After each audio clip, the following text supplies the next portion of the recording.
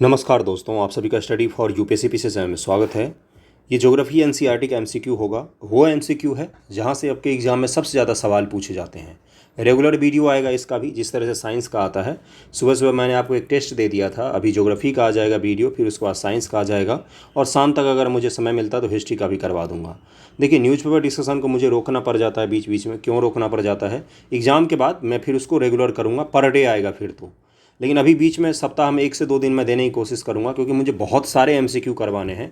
Paper आपका बिल्कुल pattern बदल गया है। अगर मैं आपको एमसीक्यू नहीं करवाऊंगा तो मेरा फिर मेंटोर होने का कोई मतलब ही नहीं बनता है। अगर मैं आपको वही लूसेंट रटवाता रहूँ, घटना चक्र करवाता रहूँ, तो उसका कोई मतलब नहीं बनता है। अच्छे एमसीक्यू देने के लिए थोड़ा समय देना पड़ता है। पहले मैं भी पढ़ता हूँ, तब आपको अच्छे से पढ़ा पाता हूँ। वो टीचर नहीं अच्छा पढ़ा पाता है जो खुद नहीं पढ़ता है। इस चीज़ को ध्यान में रखिएगा।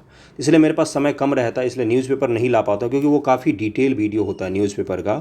तो लेकिन मैं आपको दूंगा, हफ्ते में 1 से 2 वीडियो तो कम से कम ज़रूर दूंगा। इंपॉर्टेंट जो हफ्ते के टॉपिक होंगे वो दे दूंगा, और स्टडी फॉर ज्ञान पर भी आपको एनालिसिस वीडियो उपलब्ध करवा दूंगा। हाँ, लेकिन 30 सितंबर के बाद से फिर से हम लोग उसको रेगुलर कर लेंगे। ओके, तो चलिए शुरू करते हैं आज का ज्योग्राफी एमसीक्यू। सभी एमसीक्यू को डिटेल में देखिएगा, समझने की कोशिश कीजिएगा, कॉन्सेप्ट बिल्डअप कीजिएगा। जिसका बेसिक क्लियर होगा जो हर सब्जेक्ट का, उसका पीटी क्लियर हो जाता है। ओके, एडवांस का टेस्ट होता है मेंस में। चलिए शुरू करते हैं पहला सवाल से। निम्न से कौन से खगोलीय पिंड है? तो ये तो आसान सवाल है। सूर्य, चंद्रमा, पृथ्वी, उल्का पिंड, ये सभी के सभी खगोलीय पिंड है। बेसिक से शुरू करके हाई लेवल तक जाएंगे हम लोग। इसका आंसर हो जाएगा डी। ओके, किन खगोलीय पिंडों को तारा कहते हैं? अब ये सवाल को हल करके जरा देखिए, सोचिए। 30 सितंबर को आपके सामने ये सवाल है आपके एग्जामिनेशन में, और आप हल कीजिए इसको एक बार। जो आकार है बहुत बड़े नहीं हो, जिनके पास अपनी ऊष्मा तथा प्रकाश होता है, जिनके पास अपनी ऊष्मा तथा प्रकाश नहीं होता है, जो अपनी अक्ष में घूमते हुए दूसरे पिंड की परिक्रमा करते हैं। आसान सवाल है, बताइए इसका आंसर क्या होगा? इसका आंसर हो जाएगा बी। जिनके पास अपनी ऊष्मा, अपनी हीट और अपना लाइट होता है, उन्हीं को क्या कहा जाता है? तारा कहा जाता है। सामान्य भाषा में कम से कम तो यही कहते हैं। तारों के विभिन्न समूहों द्वारा बनाई गई विविध आकृतियां क्या कहलाती हैं? तो ये कहलाती हैं नक्षत्र मंडल। बहुत सारे लोग आकाश गंगा मार रहे होंगे। नक्षत्र मंडल इसको कहा जाता है। रात्रि में आसमान की ओर देखते समय तारों के विभिन्न समूहों द्वारा बनाई गई आकृतियां दिखाई देती है, जिसे नक्षत्र मंडल कहते हैं। देखा होगा आपने ये। अंतरिक्ष से संबंधित अर्सा मेजर या बिग बियर का संबंध किससे है? अब इसको निकालिए, जरा आंसर निकालने की कोशिश कीजिए, मैं आपको बताता हूँ फिर। सौर मंडल, नक्षत्र मंडल, क्षुद्र ग्रह समूह, इनमें से कोई नहीं। तो इसका आंसर क्या हो जाएगा? ये है आपका नक्षत्र मंडल है। अर्सा मेजर और बिग बियर ये सभी क्या है? नक्षत्र मंडल हैं अलग अलग। ओके, अगले सवाल पर चलते हैं हम लोग, और आपको इसमें अक्षांश देशांतर, क्षोभ मंडल, समताप मंडल, इनसे जुड़े हुए सवाल भी आएंगे आगे। फिजिकल ज्योग्राफी का मैं फिर से शुरू कर रहा हूँ बेसिक से। इंडियन ज्योग्राफी के मैंने काफ़ी सारे सवाल करवाए हैं आप लोगों को, तो वहाँ से जाके आप देख सकते हैं। फिजिकल ज्योग्राफी में बेसिक से शुरू कर रहा हूँ, और फिर दुनिया का जो ज्योग्राफी होता है, जैसे अफ्रीका कॉन्टिनेंट हो गया, यूरोप हो गया, अमेरिका हो गया, इसके भी मैं करवा दूंगा। मैं अपनी तरफ से पर्याप्त करवाऊंगा आपको। अब आपकी मेहनत पर डिपेंड करता है कि आप कितना लेते हैं। देखिए, मैं तो आपको दोनों हाथों से देने को तैयार हूँ। आप कितना ज़्यादा समेट पाते हैं ये आप पर है। देखिए कि क्या है अगला सवाल, किन खगोलीय पिंडों को ग्रह कहा जाता है? अब ये निकालिए ज़रा। जो आकार है बहुत बड़े हों, जिनके पास अपनी ऊष्मा तथा प्रकाश होता है, जिनके पास अपनी ऊष्मा और प्रकाश नहीं होता, और जो तारों के प्रकाश से प्रकाशित होते हैं। 5 का आंसर क्या हो जाएगा? सी ही इसका आंसर हो जाएगा। ओके, और ये क्या है? ये आर्टिफिशियल ग्रह होते हैं, और जो हम लोग भेजते हैं उपग्रह, उनको क्या कहा जाता है? तो वो देखिए, ये ग्रह होता है, इनका जो छोटा सा होगा वो क्या कहलाएगा? उपग्रह होता है। उपग्रह जैसे पृथ्वी है, पृथ्वी ग्रह है, चंद्रमा क्या है? उपग्रह। लेकिन हम जो सैटेलाइट भेजते हैं वो भी तो उपग्रह ही है, लेकिन वो क्या है? आर्टिफिशियल होता है। वो क्या होता है? वो मानव निर्मित उपग्रह होते हैं वो। ओके, देखिए यहाँ पर प्लैनेट शब्द लिखा जाता है इसको। निम्नलिखित ग्रहों पर कथनों पर विचार कीजिए। पृथ्वी एक ग्रह है तथा ये अपना संपूर्ण प्रकाश और ऊष्मा सूर्य से प्राप्त करती है। संपूर्ण प्रकाश और ऊष्मा केवल और केवल सूर्य से प्राप्त करती है। पृथ्वी सूर्य से दूरी के हिसाब से चौथा ग्रह तथा आकार में तीसरा बड़ा ग्रह है। दूसरे ऑप्शन में बहुत सारे लोग कन्फ्यूज होंगे, एक बार निकालिए जरा इसका आंसर। छठे का आंसर क्या हो जाएगा? ए हो जाएगा, केवल और केवल 1 सही है। ओके, दूसरा यहाँ पर गलत दिया हुआ है। पृथ्वी जिस पर हम रहते हैं ग्रह है, यह अपना संपूर्ण प्रकाश और ऊष्मा सूर्य से प्राप्त करती है, जो कि पृथ्वी के सबसे नज़दीक का तारा है। पृथ्वी को बहुत अधिक दूरी से, जैसे चंद्रमा से देखने पर यह चंद्रमा की तरह चमकती हुई प्रतीत होती है। सूर्य से दूरी के हिसाब से पृथ्वी तीसरा, आकार में 5वां सबसे बड़ा ग्रह है। सूर्य से बढ़ती दूरी के आधार पर ग्रहों का सही क्रम चुनिए। आसान सवाल है, ये तो बच्चों वाला सवाल है। 7 का आंसर क्या हो जाएगा? बुध, शुक्र, पृथ्वी और मंगल, यही सबसे अच्छा क्रम है। नीचे दिए ग्रहों में से कौन सा एक आंतरिक ग्रह है, ये सवाल पूछा गया है। कुछ दिन पहले ही एग्जामिनेशन में एक स्टेट पीसीएस था या कोई एसएससी का एग्जाम था जिसमें ये सवाल पूछा गया था। आसान सवाल है लेकिन आप कर सकते हैं इसको। बुध शुक्र मंगल, 8 का आंसर क्या हो जाएगा, 8 का आंसर हो जाएगा 1 2 3। बुध शुक्र मंगल जो है ये आंतरिक ग्रह कहलाते हैं। ओके, अगला सवाल है कि नीचे दिए ग्रहों में से कौन सा एक बाह्य ग्रह है। तो अभी मैंने बताया आपको बुध शुक्र मंगल पृथ्वी ये सभी आंतरिक हैं, तो इनके अलावा वाले बाह्य ग्रह हो जाएंगे। तो उपयुक्त सभी हो जाएगा, पृथ्वी, बृहस्पति, नेपच्यून, शनि, यूरेनस, ये सभी के सभी हो जाएगा। ओके, बुध का सूर्य के चारों ओर परिक्रमा काल सौर मंडल के सभी ग्रहों में सबसे कम है। बुध सबसे नज़दीक है तो उसका सबसे कम हो सकता है, क्योंकि बुध सूर्य के सबसे नज़दीक का ग्रह है। तो 10 का आंसर क्या हो जाएगा, 10 का आंसर बिल्कुल सही, ए और आर दोनों सही, और व्याख्या भी यही करता है। मैंने आपको बताया था कि जब भी कथन वाले सवाल आए तो क्योंकि लगा दीजिए दूसरे कथन से पहले, पहला पढ़िए उसके बाद लगाइए क्योंकि, उसके बाद दूसरा स्टेटमेंट पढ़िए। तो इससे आपको समझने में थोड़ा सा आसान होगा कि ये इसको एक्सप्लेन कर भी रहा है कि नहीं कर रहा है। इसमें कन्फ्यूजन होगा आपको एग्जामिनेशन में, आज आप नहीं समझ पाएंगे लेकिन एग्जाम में आपको यही सवाल कन्फ्यूजन होगा। आपको लगेगा कि दोनों स्टेटमेंट सही है लेकिन व्याख्या कर रहा है कि नहीं कर रहा है, इसीलिए क्योंकि शब्द को लगाया कीजिए थोड़ा सा। ओके, सौर मंडल में किन दो ग्रहों के बीच क्षुद्र ग्रह की पट्टी पाई जाती है। तो ये है आपका मंगल और बृहस्पति के बीच जो है वो एक बेल्ट पाया जाता है जिसमें बहुत सारे क्षुद्र ग्रह पाए जाते हैं। ओके, इसका आंसर डी हो जाएगा। अगला है कि हमारे सौर मंडल में सूर्य से सबसे दूर कौन सा ग्रह अवस्थित है। तो ये है आपका नेपच्यून, वरुण ग्रह है जो सबसे दूर स्थित है। और अगले सवाल पर चलते हैं। अगला सवाल, नीचे दिए कथनों विचार कीजिए। पृथ्वी के आकार को भूआब भी कहा जाता है, जियोइड भी कहा जाता है। पृथ्वी, क्योंकि पृथ्वी ध्रुवों के पास से थोड़ी सी चपटी है इसलिए क्या कहा जाता है, इसको भूआब कहा जाता है। तो 13 का आंसर क्या हो जाएगा, 13 का आंसर हो जाएगा ए, दोनों सही और सही व्याख्या भी करता है। ओके, अगले पर चलते हैं कि निम्नलिखित में से कौन से कथन सत्य हैं। अंतरिक्ष से देखने पर पृथ्वी हरे रंग की दिखाई देती है। पृथ्वी हरा रंग का दिखाई देता है। अब पृथ्वी का हरा रंग हमें यहाँ के वनों के कारण से दिखाई देता है। पृथ्वी का हरा रंग दिखाई देता है क्या, बताइए एक बार इसका आंसर। 14 का आंसर हो जाएगा डी, गलत दिया हुआ है। नीला कलर दिखाई देता है, ब्लू प्लैनेट बोलते हैं इसको। और क्यों दिखाई देता है, समुद्र के कारण से दिखाई देता है, नीला ग्रह कहा जाता है इसको। ओके, सौरमंडल का निर्माण किससे मिलकर होता है। तो ग्रह, उपग्रह, सूर्य, उल्कापिंड। 15 का आंसर क्या हो जाएगा, इन सभी से मिलकर सौरमंडल का निर्माण होता है, डी आंसर हो जाएगा। आसान आसान से सवाल हैं अभी तो, अब हाई लेवल के भी आएंगे, चिंता मत कीजिए। ये छठी के एनसीईआरटी से शुरू किया है, छठी से लेकर अभी हाई लेवल तक जाएंगे, इतना हाई तक कि मुझे आपको समझाना भी पड़ेगा। इसमें तो कुछ समझाना नहीं पड़ रहा है। सूर्य के खिंचाव बल सौर मंडल को बांधे रखता है। सूर्य का जो ग्रेविटी है क्या वो सौर मंडल को बांध के रखता है, सोचिएगा। ग्रेविटेशनल वेव मैंने 2 बार बताया है आपको। सूर्य सौरमंडल के प्रकाश और उष्मा का स्रोत है, मुख्य स्रोत है। तो 16 का आंसर क्या हो जाएगा, सी हो जाएगा। कि बिल्कुल सही कह रहे हो भाई साहब, दोनों कथन सही है, यहाँ पर दोनों को दोनों सही है। ओके, 17 नंबर सवाल पर चलते हैं कि सौरमंडल के ग्रह जो सूर्य का चक्कर लगाते हैं उनके रास्ते किस आकार में फैले होते हैं। तो ये मैंने उस दिन भी बताया था और ये टीआरई के एग्जामिनेशन में भी पूछा हुआ था इस तरह का एक सवाल, दीर्घवृत्ताकार वाला। ओके, तो इसका आंसर हो जाएगा बी, सही है यहाँ पर, बिल्कुल सही। दीर्घवृत्ताकार इक्लिप्स कहा जाता है जिसको बंधुओं इंग्लिश में इक्लिप्स कहते हैं। सर्किल तो होता है गोल और दीर्घवृत्ताकार होता है ऐसे, है ना, ऐसे होता है। जैसे पृथ्वी में आपने सुना होगा कि सूर्य जो है ये बीच में सन है, सन के 2 बार साल में पृथ्वी जो है वो करीब आ जाती है। कब कब आ जाती है, तो यही वो स्थिति होती है। देखिए यहाँ पर और यहाँ पर और यहाँ पर और यहाँ पर पृथ्वी दूर में स्थित होती है। ओके, किस ग्रह को पृथ्वी का जुड़वा ग्रह कहा जाता है। तो ये शुक्र ग्रह है जिसको पृथ्वी का जुड़वा ग्रह कहा जाता है। भोर का तारा, सांझ का तारा भी इसी को कहते हैं, आपको दिखता भी होगा। पृथ्वी का सबसे निकटतम ग्रह कौन सा है, तो ये शुक्र ग्रह है। यहाँ से बगल में ही है, दौड़ के चले जा सकते हैं, इतना भी नज़दीक नहीं है, मतलब दूर है लेकिन फिर भी निकटतम है। हमारे सौरमंडल का सबसे बड़ा और सबसे छोटा ग्रह कौन सा है, तो सबसे बड़ा ग्रह है बृहस्पति और सबसे छोटा ग्रह है बुध। जो बुध कहाँ है, तो ये सूर्य के नज़दीक का ग्रह है। कौन से वे 2 ग्रह हैं जिनका सौरमंडल के अन्य ग्रहों की तुलना में परिक्रमण विपरीत दिशा में होता है, तो ये 2 ग्रह कौन से हैं, शुक्र और यूरेनस।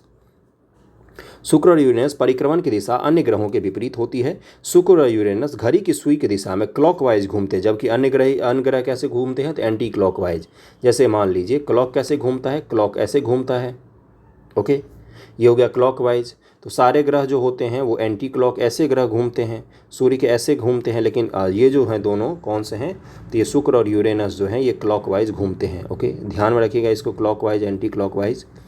अगले सवाल पर चलते हैं हम लोग। अगला सवाल क्या है कि बृहस्पति, शनि तथा यूरेनस के चारों ओर छल्ले हैं। बृहस्पति, शनि और यूरेनस इन तीनों के चारों ओर छल्ले बने हुए हैं। ये छल्ले विभिन्न पदार्थों का असंख्य छोटे छोटे पिंडों से बनी पट्टियाँ होती हैं। तो दोनों का स्टेटमेंट सही हो जाएगा, दोनों को दोनों सही हो जाएगा। ये दरअसल में धूल, पत्थर और छोटे छोटे पदार्थ पिंड के क्या होते हैं, पट्टियाँ होती हैं। जो शनि ग्रह के आसपास आपने रिंग देखा होगा वो किसी का बना होता है, किस चीज़ का छल्ला बना होता है, तो वो इसी चीज़ का बना होता है। ओके, अगले सवाल पर चलते हैं। इंटरस्टेलर मूवी देखी है क्या आप में से किसी ने? इंटरस्टेलर मूवी देखिएगा, बहुत खूबसूरत मूवी है, नोलान की मूवी है। तो उसमें शनि ग्रह को बहुत ही बेहतरीन तरीके से दिखाया हुआ है। तो वही वाला वो छल्ला जो है ना, वो किसका बना होता है, तो इन्हीं चीज़ का बना होता है। हमारे सौरमंडल के इन ग्रहों के पास एक भी चंद्रमा या प्राकृतिक उपग्रह नहीं है। तो ये छोटा सा ग्रह है बेचारा, इसके पास क्या होगा। और कौन कौन से ग्रह हैं देखिए, शुक्र है, यूरेनस है, शनि है। देखिए इसका आंसर, शनि के पास तो बहुत सारे हैं, तो 23 का आंसर क्या हो जाएगा, 1 और 3 हो जाएगा। बुध और शुक्र जो है इनके पास कोई उपग्रह नहीं है। ओके, नीचे दिए ग्रहों में सबसे अधिक चंद्रमा किसके पास में है, तो ये बृहस्पति के पास है। देखिए बृहस्पति और शनि में कंपटीशन चलता रहता है, कभी कभी सैटर्न के पास ज़्यादा हो जाते, कभी बृहस्पति के पास। कुछ दिन पहले ही न्यूज आया था कि सैटर्न ग्रह जो टॉप कर गई है चंद्रमा के मामले में, उनके चंद्रमा ढूंढे ही जा रहे हैं अभी तक। ओके, निम्नलिखित में से कौन सा कथन सत्य है? उपग्रह अपने ग्रहों की परिक्रमा करते हैं, साथ ही सूर्य का भी परिक्रमा करते हैं। देखिए उपग्रह जो होते हैं वो ग्रह का भी परिक्रमा करते हैं और साथ में सूर्य की भी कर रहे होते हैं, क्योंकि उनका ग्रह भी कर रहा होता है, तो वो भी तो करेंगे। अगला क्या है? अगला है कि पृथ्वी के उपग्रह चंद्रमा का व्यास पृथ्वी के व्यास से आधा है। दूसरे स्टेटमेंट में आपको कन्फ्यूजन हो सकता है। निकालिए इसका आंसर, एक बार इसका आंसर निकालने की कोशिश तो कीजिए, फिर तो मैं आपको बताऊंगा ही। 25 का आंसर क्या हो जाएगा? 25 का आंसर हो जाएगा यहाँ पर दिया हुआ एक, केवल और केवल 1 सही है। दूसरा यहाँ पर गलत दिया हुआ है। उपग्रह को अंग्रेजी में सैटेलाइट कहते हैं, ये तो सभी को पता है भाई, जिसका अर्थ होता है साथी या सहचर। ओके, ये उपग्रह अपने ग्रहों की परिक्रमा करते, साथ साथ सूर्य की भी परिक्रमा करते तक कथन वन सत्य है। हमारे पृथ्वी के पास केवल एक उपग्रह है चंद्रमा, जिसका व्यास पृथ्वी के व्यास का केवल 1/4 है। यह इतना बड़ा इसलिए प्रतीत होता है क्योंकि हमारे ग्रह से अन्य खगोलीय पिंडों की अपेक्षा नज़दीक है, अतः कथन 2 असत्य है।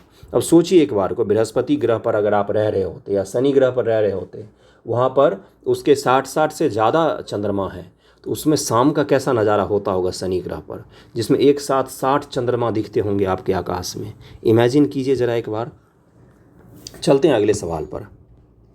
प्राचीन भारत के प्रसिद्ध खगोल शास्त्री कौन थे? तो ये थे अपने आर्यभट्ट महोदय, आर्यभट्ट थे। तरेगना बिहार में इनका जन्म हुआ था, पटना के समीप है तरेगना। पृथ्वी समय चंद्रमा केवल एक ही भाग दिखाई देता है, एक ही भाग दिखाई देता है चंद्रमा का, क्योंकि चंद्रमा के द्वारा पृथ्वी का एक चक्कर पूरा करने में लगने वाला समय अपने अक्ष पर एक चक्कर पूरा करने में लगने वाला समय से अधिक है, तो इसलिए हमें केवल एक ही भाग दिखाई देता है। तो 27 का आंसर क्या हो जाएगा? ए सही है, लेकिन आर गलत है। क्या होगा भाई यहाँ पर देखिए, एक आर गलत क्यों है? क्योंकि चंद्रमा पृथ्वी का लगभग एक चक्कर 27 दिनों में पूरा करता है, लगभग इतने ही समय में यह अपने अक्ष पर भी एक चक्कर भी पूरा करता है। अतः चंद्रमा के द्वारा पृथ्वी का एक चक्कर पूरा करने में लगने वाला समय अपने अक्ष पर एक चक्कर में पूरा करने वाले लगने वाले समय के बराबर ही होता है। इसके परिणाम स्वरूप पृथ्वी समय चंद्रमा का केवल और केवल एक ही भाग दिखाई देता है, दूसरा भाग हम चंद्रमा का देख ही नहीं पाते हैं पृथ्वी से। तो इसका आंसर हो जाएगा सी सही हो जाएगा इसका। ओके, और नील आर्मस्ट्रॉन्ग था जो 20 जुलाई 1969 को सबसे पहले चंद्रमा की सतह पर कदम रखा था। तो इनका नाम ध्यान में रखिएगा, चांद्रयान के कारण से चर्चा में है ये।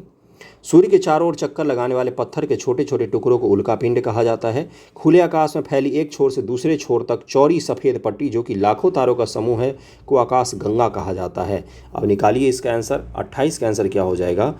इसका आंसर हो जाएगा सी, यानी कि दोनों के दोनों स्टेटमेंट जो है वो सही दिए हुए हैं। 28 का आंसर सी हो जाएगा। 29 नंबर सवाल पर चलते हैं हम लोग। 29 नंबर सवाल तो है ही नहीं, अगले चैप्टर पर आ गए। ग्लोब, अक्षांश और देशांतर से जुड़े हुए सवाल करेंगे। यहाँ से सवाल पूछे गए हैं टीआरई में भी, और फिजिकल ज्योग्राफी का बिल्कुल बेसिक हिस्सा है ये, थोड़ा सा समझने की भी चीज़ है इसमें। और ज्योग्राफी में जितना आप इमेजिनेशन कर पाएंगे उतना ज़्यादा आपके लिए अच्छा रहेगा। इमेजिन करेंगे तो आपको सब कुछ स्पष्ट आंखों के सामने दिखाई देगा। ओके, विषुवत वृत्त के संदर्भ में नीचे दिए कथनों पर विचार कीजिए। विषुवत वृत्त का मतलब होता है जो भूमध्य रेखा है उसके बारे में बात हो रही है। ओके, विषुवत वृत्त 0 डिग्री अक्षांश को प्रदर्शित करता है। अक्षांश किसको कहते हैं? पृथ्वी है ना, ये पृथ्वी।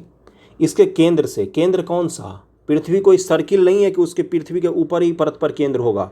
जो कोण है पृथ्वी का, अब मैं समझाने पर आ जाता हूँ थोड़ा सा। ये पृथ्वी आपने पढ़ा है, ये भूपर्पटी होता है, ऊपर पर ऊपरी परत होता है, ये मध्यमंडल होता है और ये कोण होता है। इस केंद्र से, पृथ्वी के इस केंद्र से जब किसी कोणीय दूरी को मापा जाता है तो वो दूरी अक्षांश कहलाती है, और दो समान अक्षांश को मिलाने वाली रेखा को अक्षांश रेखा कहा जाता है। इस केंद्र से अगर 0 डिग्री होगा तो वो 0 डिग्री अक्षांश होगा, यानी कि वो विषुवत होगा। पृथ्वी के नीचे अंदर जो केंद्र है वहाँ से 0 डिग्री मापिए, वही क्या कहलाता है, वो कहलाता है आपका अक्षांश। और दो अक्षांश, समान अक्षांशों को मिलाने वाली रेखा को अक्षांश रेखा कहा जाता है। दूसरा स्टेटमेंट है कि विषुवत वृत्त से ध्रुवों की ओर जाने पर अक्षांशों का आकार घटता जाता है। विषुवत वृत्त से उत्तर या दक्षिण की ओर कोणीय दूरी के माप को देशांतर कहते हैं। तो इसका आंसर क्या हो जाएगा, तीसरा तो गलत ही दिया हुआ है, सत्य कथन इसका 1 और 2 सही हो जाएगा, 1 और 2 सही हो जाएगा। देखिए यही आंसर दिया हो, 1 और 2 सही हो जाएगा। ओके, अक्षांश का देखिए पृथ्वी पर आपको पता है विषुवत पर सबसे मोटा है पृथ्वी, उससे ऊपर उससे छोटा है, उससे ऊपर उससे छोटा, उससे ऊपर उससे, और 90 डिग्री अक्षांश जो है वो एक केवल बिंदु है, एक डॉट है बस, 90 डिग्री अक्षांश। ओके, कर्क रेखा, मकर रेखा, उत्तरी ध्रुव वृत्त, दक्षिणी ध्रुव वृत्त। अब इसको मैच कीजिए। कर्क रेखा किसको कहते हैं भाई, तो 23.5 डिग्री उत्तरी को कर्क रेखा बोलते हैं। मकर रेखा 23.5 डिग्री दक्षिणी को बोलते हैं। उत्तरी ध्रुव वृत्त किसको कहा जाएगा, तो 66.5 डिग्री उत्तर वाले को। दक्षिणी ध्रुव वृत्त कहा जाता है 66.5 डिग्री दक्षिणी को। अब इसका आंसर जो भी होगा अपना देख लीजिएगा। दूसरे का आंसर क्या दिया हुआ है यहाँ पर, दूसरे का आंसर सी हो जाएगा। ये तो आसान सवाल था। अगला है कि नीचे दिए गए युग्मों से कौन सा सुमेलित नहीं है। कर्क रेखा और मकर रेखा के बीच का क्षेत्र शीत कटिबंध कहलाता है। कर्क रेखा और मकर रेखा के बीच का क्षेत्र शीत कटिबंध होता है। कर्क रेखा और विषुवत बीच का क्षेत्र शीतोष्ण कटिबंध होता है। कर्क रेखा और विषुवत के बीच में शीतोष्ण कटिबंध। दक्षिणी ध्रुव वृत्त और दक्षिणी ध्रुव के बीच का क्षेत्र उत्तरी कटिबंध कहलाता है। 66.5 डिग्री से लेकर 90 डिग्री तक का जो आपका क्षेत्र होता है उत्तर में, वो उत्तरी कटिबंध कहलाता है, उष्ण कटिबंध कहलाता है। इसका आंसर तीसरे का क्या हो जाएगा, सुमेलित नहीं पूछा है तो सब गलत दिए हुए, सब गलत सलत लिखा हुआ है। कर्क रेखा और मकर रेखा के बीच सभी अक्षांशों पर सूर्य वर्ष में एक बार में दोपहर में सिर के ठीक ऊपर होता है, इसलिए इस क्षेत्र में सबसे अधिक ऊष्मा प्राप्त होती है और इसको उष्ण कटिबंध कहा जाता है। 23.5 डिग्री नीचे से लेकर 23.5 डिग्री ऊपर तक, ऑस्ट्रेलिया से लेकर अपने उत्तर प्रदेश, अपने कहाँ तक, तो जिन राज्यों से कर्क रेखा गुजरती वहाँ तक इसको उष्ण कटिबंध कहा जाता है। ओके, ध्रुव की तरफ सूर्य की किरणें तिरछी हो जाती हैं। इस प्रकार उत्तरी गोलार्ध में कर्क रेखा और उत्तरी ध्रुव वृत्त तथा दक्षिणी गोलार्ध में मकर रेखा और दक्षिणी ध्रुव वृत्त के बीच के क्षेत्र को शीतोष्ण कहा जाता है। ये पृथ्वी है, ये बड़ा सा सन है, यहाँ पर डायरेक्ट रोशनी पड़ेगा तो ये क्षेत्र गर्म होगा, यहाँ पर थोड़ा सा रिफ्लेक्ट होकर देर से रोशनी पहुँचेगा तो ये क्षेत्र थोड़ा सा तुलनात्मक रूप में ठंडा होगा, ये क्षेत्र ठंडा होगा। यही तो कह रहा है यार, और क्या कह रहा है। विषुवत वृत्त से ध्रुवों तक स्थित सभी समानांतर वृत्तों को अक्षांश वृत्त कहा जाता है। विषुवत वृत्त से ध्रुवों तक स्थित सभी समानांतर वृत्तों को अक्षांश वृत्त कहा जाता है। सभी अक्षांश रेखाओं का आकार एक समान रहता है। सभी अक्षांश रेखाएं एक समान होती हैं कि सभी देशांतर रेखाओं का आकार एक समान होता है, बताइए। चौथे का आंसर क्या हो जाएगा, केवल और केवल 1 सही है, दूसरा गलत है। अक्षांश का जो लंबाई चौड़ाई होता है अक्षांश रेखाओं का लंबाई वो घटता जाता है ऊपर की तरफ में। ओके, इसका आंसर क्या हो जाए, केवल 1 सही है और दूसरा गलत है। देखिए यहाँ पर क्या दिया हुआ, उल्लेखनीय अक्षांशों को अंशों मापा जाता है। दो अक्षांश रेखाओं के बीच की दूरी 111 किलोमीटर होता है, इसको कटिबंध कहा जाता है। क्या कहा जाता है, कटिबंध कहा जाता है। दो देशांतर के बीच के क्षेत्र को गौर कहा जाता है। दो देशांतर के बीच के क्षेत्र को गौर कहा जाता है। गौर ये पूछा गया है पीसीएस में, इसलिए बता रहा हूँ। अगले सवाल पर चलते हैं। अगला सवाल है, उत्तरी ध्रुव से दक्षिणी ध्रुव को जोड़ने वाली संदर्भ रेखा को क्या कहा जाता है। तो उत्तरी ध्रुव को, ये पृथ्वी है, ये पृथ्वी है, ये पृथ्वी है। उत्तरी ध्रुव को दक्षिणी ध्रुव से ये रेखाएं जोड़ रही हैं अलग अलग, इसको क्या कहा जाता है, इसको देशांतर कहा जाता है। देशांतर, बी आंसर हो जाएगा। देशांतर यमयोत्तर रेखाएं कहा जाता है। अगले सवाल पर चलते हैं। देखिए यहाँ पर क्या लिखा हुआ है, यमयोत्तर के बीच की दूरी विषुवत वृत्त पर अधिकतम 113 किलोमीटर, 111.3 किलोमीटर, ध्रुवों पर न्यूनतम 0 किलोमीटर होती है। किसी स्थान का मानक समय निर्धारित करने के लिए आधार क्या होता है, तो प्रमुख यमयोत्तर होता है। जो प्रधान यमयोत्तर है वही, उसी से समय डिसाइड किया जाता है। ये कहाँ से गुजरती है, तो ये ग्रीनविच से गुजरती है, ब्रिटेन से गुजरती है। ओके, निम्नलिखित में कौन से कथन सत्य हैं। प्रमुख यमयोत्तर तथा 180 डिग्री यमयोत्तर मिलकर पृथ्वी को समान भागों पूर्वी गोलार्ध और पश्चिमी गोलार्ध में विभाजित करते हैं। 180 डिग्री पूर्व और 180 डिग्री पश्चिमी यमोत्तर एक ही रेखा पर स्थित है, तो 7 का आंसर हो जाएगा सी, बिल्कुल सही। दोनों को दोनों सही दिए हुए हैं। देखो बंधुओं, ये पृथ्वी है। पृथ्वी पर, अब पृथ्वी गोल है, इस पर हमें किसी जगह पर जाना होगा तो हम कैसे जा सकते हैं? जैसे इस बिंदु को हमें लोकेट करना होगा तो कैसे लोकेट कर सकते हैं? इसके लिए वैज्ञानिकों ने क्या किया, इस पर अक्षांश और रेखाएं नाम की चीज़ें खींच दी, अक्षांश और रेखाएं और देशांतर रेखाएं खींच दी। इससे क्या हुआ, किसी भी जगह को लोकेट करना आसान हो गया। जैसे ये पृथ्वी है, हमें बताना होगा कि बीच से विषुवत गुजर रही है, हमें बताना होगा ये क्या है, तो हम बताएंगे कर्क रेखा के समीप में है। कर्क रेखा पर चले जाओ और यहाँ पर मान लो 82.5 डिग्री पूर्वी में चले जाओ, तो 82.5 डिग्री पूर्वी और 23 डिग्री के आसपास का क्षेत्र पर चले जाओ तो हम यहाँ पर डायरेक्ट पहुँच जाएंगे। तो यही अक्षांश देशांतर का खेल है। डेट का क्या है, डेट वो ग्रीनविच से गुजरती इंग्लैंड से, क्योंकि इंग्लैंड का उसमें प्रभुत्व था जब इन चीज़ों का हुआ, तो उसमें ब्रिटेन साम्राज्य का पूरे दुनिया में फैला हुआ था, तो उनको वो जो बोलते थे वही होता था पूरी दुनिया में। तो उन्होंने बोला कि हम जहाँ जिस लैब में खड़े हैं ग्रीनविच में, यहीं से गुजरेगी डेट की लाइन, आज से यहीं से डेट डिसाइड होगा पूरी दुनिया का, तो वहीं से डेट डिसाइड होता है पूरी दुनिया का। इससे पूर्व में हैं आप तो आपके यहाँ पर डेट आगे रहेगा, थोड़ा सा समय आगे रहेगा। इसके पश्चिम में है तो आपके यहाँ पर समय थोड़ा सा पीछे रहेगा। ये मानक समय कहाँ से गुजरती है, तो ग्रीनविच इंग्लैंड से गुजरती है। बात खत्म। अगले सवाल पर चलते हैं। नीचे दिए कथनों विचार कीजिए। ग्रीनविच से पूर्व के स्थानों पर समय ग्रीनविच समय से आगे होता है तथा पश्चिम के स्थान का समय पीछे होता है, क्योंकि पृथ्वी अपने काल्पनिक अक्ष पर पूर्व से पश्चिम की ओर घूमती है। 8 के आंसर मुझे बताइएगा क्या होगा। 8 का आंसर हो जाएगा सी, ए सही है, परंतु आर गलत है, क्योंकि पूर्व से पश्चिम नहीं, पश्चिम से पूर्व की तरफ पृथ्वी घूमती है, इसीलिए ऐसा होता है। ओके, पृथ्वी को अपने अक्ष पर 1 डिग्री घूमने में कितना समय लगता है, तो ये लगता है आपको करीब में 4 मिनट, 4 मिनट लगता है। देखिए यहाँ पर लिखा हुआ कि 24 घंटे में अगर पृथ्वी 360 डिग्री घूम जाएगी तो 1 घंटा में कितना हो जाएगा, 360 डिग्री बटा 24 यानी कि 15 डिग्री घूम जाएगी। तो यहाँ पूछा 1 डिग्री घूमने में कितना लगेगा, तो 1 घंटा में 60 मिनट होते हैं, तो 15 डिग्री घूमने में अगर उसको 60 मिनट लग रहा है तो 1 डिग्री घूमने में कितना लगेगा, तो 60 बटा 15 कर देंगे तो यानी कि 4 मिनट लगेगा। ये फॉर्मूला ध्यान रखिएगा। इसी आधार पर टीआरई में एक सवाल पूछा गया कि अगर ग्रीनविच पर 12 बज रहे हैं तो 30 डिग्री पूर्व में कितना बजेगा, तो इसको ध्यान में रखिएगा। 1 घंटा में 60 मिनट होते हैं, 15 डिग्री घूमने में उसको कितना लगता है, तो 60 मिनट का समय लगता है। तो अगर ग्रीनविच पर 12 बज रहा है और हमें 30 डिग्री पूर्व का समय निकालना है तो 30 डिग्री में क्या हो जाएगा, 120 मिनट हो जाएगा, यानी कि 2 आवर के करीब में पहले हो जाएंगे हम। ओके, यदि कोई स्थान ग्रीनविच से 20 डिग्री पूर्व में स्थित है तब ग्रीनविच और उस स्थान के समय में कितना अंतर हो सकता है, अभी मैंने बताया आपको, ये फार्मूला से निकाल सकते हैं। 1 डिग्री देशांतर बराबर 4 मिनट, तो 20 डिग्री देशांतर बराबर 20 गुना 4 यानी कि 80 मिनट के करीब में फ़र्क होगा। 1 घंटा 20 मिनट पहले होगा उस पर समय। पहले क्यों होगा, पहले क्योंकि पूर्व में दिया हुआ है। देखिए यहाँ पर पूर्व लिखा हुआ है, यहाँ पर पूर्व लिखा हुआ है। वहीं ग्रीनविच के पश्चिम में होगा तो क्या होगा, 1 घंटा 20 मिनट अभी वो पीछे होगा, यानी कि यहाँ पर अगर 6 बज रहा होगा तो यहाँ पर कितना बज रहा होगा, यहाँ पर 4:40 ही करीब में हो रहा होगा यहाँ पर, और यहाँ पर कितना होगा, 7:20 के करीब में आसपास में हो रहा होगा। 20 डिग्री पूर्व में 7:20 के आसपास हो रहा होगा, और जो 20 डिग्री पश्चिम में कितना हो रहा होगा, तो अभी 4:40 के आसपास में करीब में हो रहा होगा। तो यही समय का खेल होता है जहाँ से सवाल आपसे पूछे जाते हैं।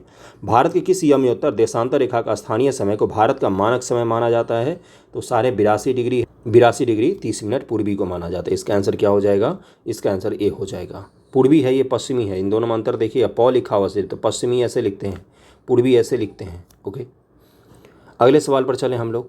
अगला सवाल है कि भारत का मानक समय, हाँ ऊपर वाला हो गया, भारत का मानक समय ग्रीनविच के मानक समय से कितना आगे है, तो 5 घंटा 30 मिनट हम लोग आगे हैं ब्रिटेन के समय से। ओके, पृथ्वी की गतियों पर आगे हम लोग। पृथ्वी का अपने अक्ष पर घूमना घूर्णन कहलाता है। घूर्णन और रोटेशन में फ़र्क होता है, इसको ध्यान में रखिए। घूर्णन और रोटेशन में फ़र्क होता है। पृथ्वी का अपने अक्ष पर घूमना घूर्णन कहलाता है। पृथ्वी का सूर्य के चारों ओर एक स्थिर कक्षा में गति को परिक्रमण कहते हैं। मंदिर का परिक्रमा करते हैं हम लोग, आज से कभी नहीं भूलेंगे आप लोग। जैसे बीच में मंदिर है तो मंदिर का हम लोग परिक्रमा करते हैं और अपने अक्ष पर घूर्णन करते हैं। तो इसका आंसर क्या हो जाएगा, इसका आंसर हो जाएगा सी। दोनों के दोनों सही दिए हुए हैं, सी आंसर हो जाएगा। पृथ्वी अक्ष पर निरंतर घूमती रहती है और लगभग 24 घंटों में एक चक्कर पूरा करती, इसे घूर्णन कहते हैं। सूर्य के चारों ओर स्थिर कक्षा में पृथ्वी गति को परिक्रमण कहते हैं। इस परिक्रमा को पूरा करने में 365 दिन और 6 घंटे लगते हैं, इसको 1 वर्ष कहा जाता है। पृथ्वी अपने अक्ष पर कितनी डिग्री झुकी हुई है, तो 23.5 डिग्री के लगभग झुकी हुई है। प्रदीप्त वृत्त सर्किल ऑफ इल्यूमिनेशन किसे कहा जाता है, तो ये ग्लोब पर वह वृत्त जो तापमान को विभाजित करता है, ग्लोब पर वह वृत्त जिसके द्वारा किसी स्थान की सही स्थिति ज्ञात की जाती है। अगला है कि ग्लोब पर वह वृत्त जो दिन तथा रात को विभाजित करती है, तो इसी को क्या कहा जाता है, सी आंसर हो जाएगा, प्रतिदीप्त वृत्त कहा जाता है इसको। निम्न से कौन सा ऋतुओं में परिवर्तन का कारण है? सूर्य के चारों ओर पृथ्वी की स्थिति में परिवर्तन, पृथ्वी का गुरुत्वाकर्षण बल, चंद्रमा का पृथ्वी के चारों ओर स्थिर कक्षा में परिक्रमण, उपयुक्त में से सभी। तो चौथे का आंसर क्या हो जाएगा? इसका आंसर हो जाएगा ए, सूर्य के चारों ओर पृथ्वी की स्थिति में जो परिवर्तन होता है, इससे ही से ऋतुएं बदलती है। जैसे सूर्य है, पृथ्वी इस तरह से घूमती है तो अलग अलग ऋतुएं बदलती है। 21 जून को पृथ्वी का उत्तरी गोलार्ध सूर्य की तरफ झुका होता है। सूर्य की किरणें कर्क रेखा पर सीधी पड़ती हैं। इसके परिणाम स्वरूप अधिक ऊष्मा प्राप्त होता है। इन क्षेत्रों में सबसे लंबा दिन तथा सबसे छोटी रातें होती हैं। पृथ्वी की इस अवस्था को क्या कहा जाता है, बताइएगा मुझे। यूपीएससी वालों ने 2019 में सवाल पूछा कि 21 जून को पृथ्वी की क्या स्थिति रहती है सूर्य की तुलना में। उसी प्रकार का ये सवाल है, एक बार कीजिए। उत्तरी अयनांत, दक्षिणी अयनांत, विषुव की स्थिति रहती है, क्या रहेगा? 5 का आंसर क्या हो जाएगा?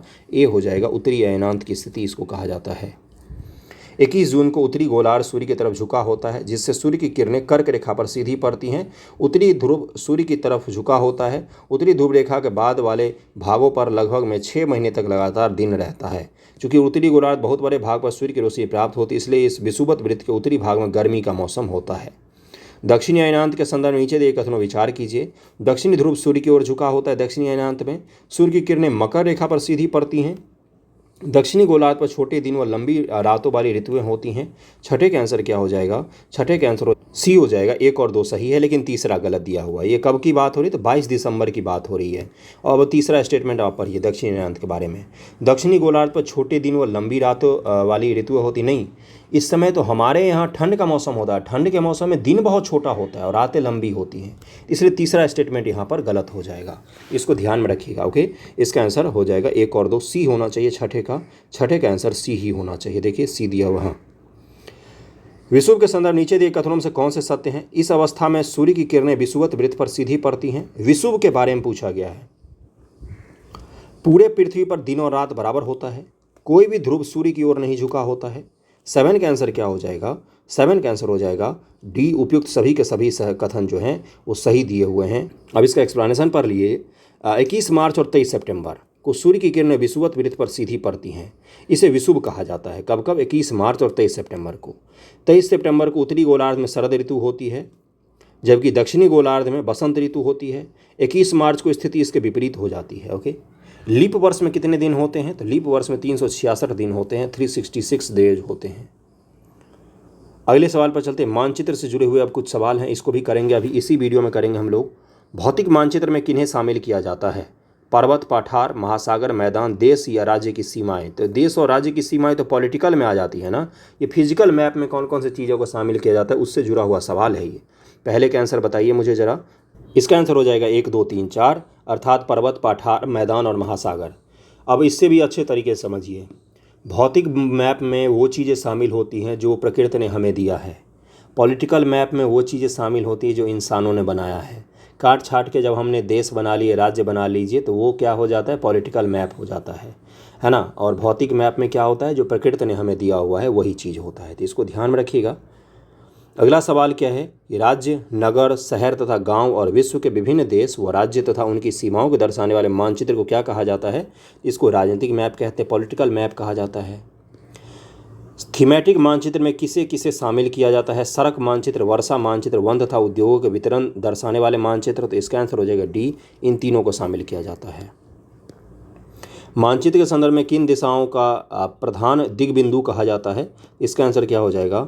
डी। उपयुक्त सभी, उत्तर, दक्षिण, पूर्व, पश्चिम, इन सभी को कहा जाता है। मानचित्र के संदर्भ रूढ़ि प्रतीक किसे कहा जाता है? इसका आंसर हो जाएगा ए। जिन प्रतीकों को उपयोग के संबंध अंतर्राष्ट्रीय सहमति हो उसको रूढ़ि प्रतीक कहा जाता है। ये सब सवाल हमारे काम का नहीं, हम डायरेक्ट अगले टॉपिक पर चलते हैं। अगला टॉपिक है पृथ्वी के प्रमुख परिमंडल। जलमंडल में जल की कौन कौन सी अवस्थाओं को सम्मिलित किया जाता है? जलमंडल में कौन कौन सी अवस्थाएं शामिल होती है? तो पहले का आंसर क्या हो जाएगा? जल, बर्फ, जलवाष्प, ये सभी शामिल होते हैं। जैव मंडल के अंतर्गत कौन कौन से परिमंडल शामिल होते हैं? तो जैव मंडल किसको कहा जाता है? स्थल मंडल, वायुमंडल और जलमंडल, तीनों के बीच के क्षेत्र को कहा जाता है। तो दूसरे का आंसर क्या हो? डी हो जाएगा, तीनों के तीनों। देखिए जैसे ये स्थल मंडल है, ये वायुमंडल है और ये जल मंडल है। तो जैव मंडल किसको कहा जाएगा? जैव मंडल इस एरिया को कहा जाएगा जहाँ पर तीनों मिलते हैं। इन तीनों के निर्माण से ही किसका निर्माण होता है, तो जैव मंडल का निर्माण होता है। ये फोटो भी बनाना होता है अगर मेंस में पूछा जाता है तो। ओके, अगले सवाल पर चलें। विश्व का सबसे ऊंचा शिखर कौन सा है, तो बहुत ही आसान है, माउंट एवरेस्ट है। माउंट एवरेस्ट है। विश्व का सबसे गहरा भाग किस महासागर में स्थित है, तो ये है आपका प्रशांत महासागर में स्थित है, मैरियाना ट्रंच। 1122 मीटर है। पूरा हिमालय डूब जाएगा फिर भी 3 किलोमीटर तक पानी रहेगा ऊपर। निम्न से पृथ्वी के महाद्वीपों का आकार के अनुसार से सही क्रम कौन सा है। महाद्वीप जो हैं, कॉन्टिनेंट जो हैं, उनके आकार के अनुसार सही क्रम लगाई। क्या हो जाएगा इसका आंसर, सबसे बड़ा कौन सा है, एशिया है, फिर अफ्रीका है, फिर उत्तरी अमेरिका है, फिर दक्षिण अमेरिका है, फिर अंटार्कटिका है। तो इसका आंसर सी हो जाएगा। इसका आंसर क्या हो जाएगा, सी हो जाएगा। एशिया तथा यूरोप को अलग करने वाली स्थलीय संरचना में शामिल हैं कौन कौन सी चीज़। एशिया और यूरोप को अलग करने वाले स्थलीय संरचना में कौन कौन सी चीज़ें शामिल हैं, तो छठे का आंसर क्या हो जाएगा, यूराल पर्वत और यूराल नदी जो है, ये दोनों शामिल हैं, एशिया और यूरोप को अलग अलग करती हैं। इसका आंसर सी हो जाएगा। ओके, अगले सवाल पर चलते हैं हम लोग। अगला सवाल क्या है, ये रहा। हाँ, वह कौन सा महाद्वीप है जिससे होकर कर्क रेखा, मकर रेखा और विषुवत वृत्त तीनों गुजरती है। कौन सा ऐसा महाद्वीप है जहाँ से तीनों कर्क, मकर और विषुवत तीनों गुजरती है, तो 7 का आंसर हो जाएगा, ये अफ्रीका महाद्वीप है। कर्क रेखा पर स्थित देश, मकर रेखा पर स्थित देश और विषुवत वृत्त पर स्थित देश, ये आपका काम बनता है कि इन सभी को नोट डाउन करके रखिए। इनको बार बार देख कर जाना एग्जामिनेशन में। और ये क्यों मैं कह रहा हूँ, क्योंकि एग्जाम में पूछे जाते हैं, ये जनरली पूछे जाते हैं, धड़ल्ले से पूछे जाते हैं। तो वहाँ पर अगर आप कंफ्यूज होते फिर आप बोलेंगे कहाँ से पूछ लिया, कठिन सवाल। कठिन सवाल नहीं होते हैं, वो बेसिक होता है। ज्योग्राफी जहाँ से शुरू करते हैं वो पहला टॉपिक ही है कि कर्क रेखा पर स्थित देश कौन कौन से हैं, मकर रेखा पर स्थित देश कौन कौन से हैं, विषुवत पर कौन कौन से देश हैं, उनकी राजधानी कौन सी है, कितनी राजधानियाँ हैं जिससे होकर कर्क रेखा गुजरती है, कितनी राजधानियाँ हैं जिससे होकर मकर रेखा गुजरती है, कितनी राजधानी से होकर विषुवत रेखा गुजरती है। तो ये आपको पता होना चाहिए। ओके, अगले सवाल पर चलते हैं। एशिया को अफ्रीका से अलग करने वाली नहर का क्या नाम है, तो इस नहर का नाम है स्वेज नहर। ओके, अगला है कि उत्तरी अमेरिका तथा दक्षिण अमेरिका महाद्वीप किस देश में मिलते हैं, तो ये मिलते हैं आपका पनामा में। अब पनामा में ही पनामा नहर का भी निर्माण हुआ है। दक्षिण अमेरिका महाद्वीप के संदर्भ नीचे दिए कथनों विचार कीजिए। इस महाद्वीप के पूर्व में प्रशांत महासागर तथा पश्चिम में अटलांटिक महासागर है। दक्षिण अमेरिका के पूर्व में प्रशांत है, पश्चिम में अटलांटिक है।